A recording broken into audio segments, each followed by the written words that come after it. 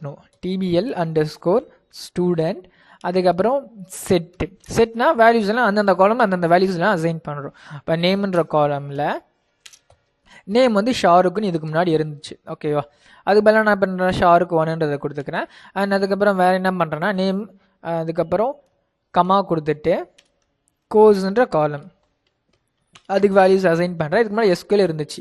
இப்போ என்ன பண்ணுறேன்னா வந்து HTML அந்த மாதிரி நான் மாற்றுறேன். அதுக்கப்புறம் ஃபீஸ் வந்து ஒரு 10 rupees நான் மாற்றுறேன். ஓகே, 100 இருந்துச்சு அதை 10 மாற்றுறேன். அதுக்கப்புறம் வேர் கண்டிஷன் போடுறேன். ஏன்னா பர்டிகுலர் ஒரு யூஸருக்கு தான் நான் அப்டேட் வந்து பண்ணணும். வேர் கண்டிஷன் போட்டு நேம் ஷாருக்குன்னு இருக்கான் இல்லையா, அவனுக்கு மட்டும் இதை வந்து அப்டேட் பண்ணு.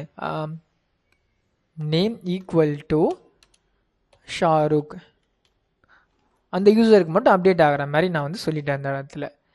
ஓகே, இப்போ நேம் அப்டேட் ஆகிடும், கோர்ஸ் அப்டேட் ஆகிடும், ஃபீஸும் அப்டேட் ஆகிடும். ஓகேவா, இல்லைனா வேர் கண்டிஷனில் ஐடி வச்சு கூட அப்டேட் பண்ணிக்கலாம். இதுதான் இன்னும் கேட்டால் இன்னும் பெஸ்ட்டு பெட்டர்னு கேட்டால். ஏன்னா நம்மக்கிட்ட வந்து நான் இதுக்கு முன்னாடி நான் வந்து காமிச்சிடுறேன். செலக்ட் ஸ்டார் ஃப்ரம் கூட நான் வந்து போட்டு காமிச்சிடுறேன். Select star from table name அதை மட்டும் எக்ஸிக்யூட் வந்து நான் அதுக்கு முன்னாடி வந்து பண்ணி காமிச்சிடுறேன். ஜஸ்ட் செலக்ட் பண்ணிட்டு எக்ஸிக்யூட் பண்ணுறேன். 2 ரோஸ் இருக்குது. ஐடின்ற ஷாருக்குன்ற யூஸருக்கு ஐடின்றது 1. அப்போ அந்த ஐடியை வச்சு நேமு கோர்ஸ் 1 சேஞ்ச் பண்ணுறேன். கோர்ஸை எஸ்கியூஎல்ல HTML மாற்றுறேன். ஃபீஸ் 100 10 மாற்றுறேன். இப்போ ஜஸ்ட் இதை செலக்ட் பண்ணிவிட்டு ஏதாவது செமிகோலன் வச்சுக்கோங்க. அது செலக்ட் பண்ணிட்டு நான் எக்ஸிக்யூட் பண்ணுறேன். இப்போ எனக்கு அப்டேட் ஆகிடும். அப்டேட் ஆகிடுச்சு. 1 ரோ அஃபெக்டட், ஏதோ ஒரே ஒரு ரோல் வந்து சேஞ்ச் ஆகிருக்குது. அண்ட் செலக்ட் கொடி வந்து நான் எக்ஸிக்யூட் பண்ணுறேன். இப்போ வந்து பார்த்துக்கலாம் ஷாருக் 1 அப்டேட் ஆகிருக்குது, HTML அப்டேட் ஆகிருக்குது, 10 அப்டேட் ஆகிருக்குது. Okay guys.